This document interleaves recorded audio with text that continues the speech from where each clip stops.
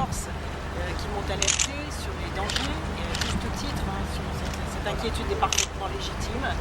D'abord parce que le Cap Corse est une zone particulièrement remarquable en termes d'écosystème.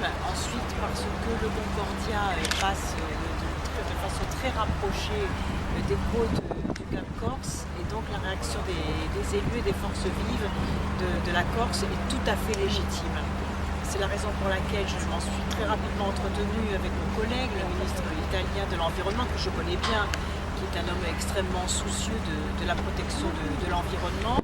Malgré tout, c'est une opération très délicate. Comme vous le savez, le risque zéro n'existe pas, et c'est la raison pour laquelle le gouvernement français a déployé des moyens supplémentaires de surveillance et éventuellement, ce que je ne souhaite pas, je pense que les choses vont bien se passer, en plus la météo est particulièrement clémente, mais le risque zéro n'existe pas, d'autant qu'il existe encore plus d'une centaine de tonnes d'hydrocarbures dans les soutes. Et par conséquent, il faut quand même continuer à être extrêmement vigilant. Je crois que les opérations se déroulent dans de bonnes conditions. La météo est vraiment bonne. Les autorités italiennes ont déployé des moyens très importants, ce qui n'empêche pas la France aussi d'assumer sa vigilance. C'est la raison pour laquelle je suis présente. C'est la raison pour laquelle le bâtiment d'accompagnement, qui est capable de pomper jusqu'à 1000 tonnes d'hydrocarbures, est là, au cas où.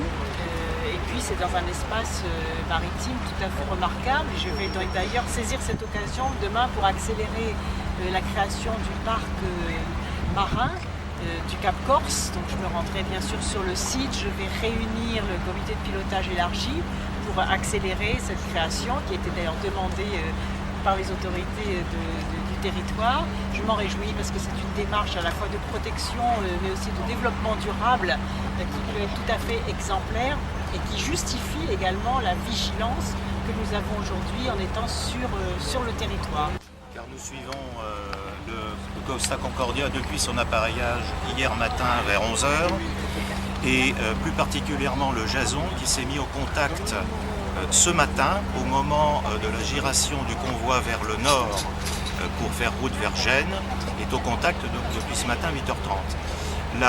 Le contact est également établi entre le Jason et On-Scene Coordinator, c'est-à-dire celui qui a la charge du lieu de l'action, du théâtre de l'action, pour coordonner l'ensemble des moyens. Et les nouvelles qui me remontent à 30 minutes confirment qu'il n'y a aucune trace de pollution. Enfin, le convoi suit exactement sa route et son horaire tel que prévu. Il avance à la vitesse de 2 nœuds. Il est au large de Bastia, et c'est la raison pour laquelle, avec Madame la Ministre, nous allons le rejoindre à l'aide de la vedette de gendarmerie, de patrouilleur de gendarmerie, la Jonquille, derrière nous.